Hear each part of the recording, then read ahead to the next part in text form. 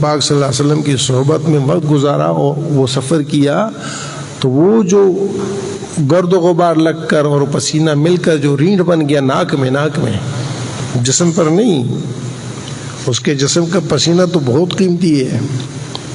ناک میں جو رینڈ بنا ہے ہمارا عمل اس کے برابر بھی نہیں ہے۔ تو نسبت تک ہے بات نسبت تک ہے، جو جتنا اللہ جل شانہ کی ذات عالی کے ساتھ ایمان میں بڑھتا جائے گا اسی قدر وہ قیمتی ہوتا چلا جائے گا، یہاں تک کہ حدیث پاک میں رسول پاک صلی اللہ علیہ وسلم نے فرمایا کہ بندہ اپنے اعمال کے ساتھ وہ قرب حاصل کرتا ہے، میرے قریب بنتا ہے، قریب ہوتا ہے کنت احببتہ، وہ میرا محبوب بن جاتا ہے۔ کیا بنتا ہے؟ محبوب بن جاتا ہے۔ جب محبوب بن جاتا ہے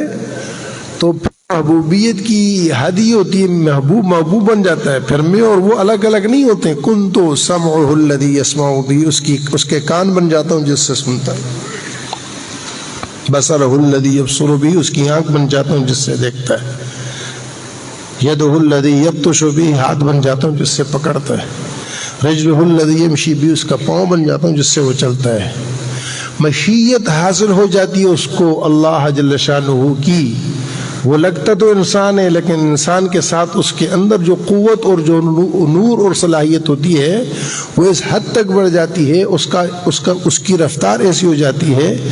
کہ پھر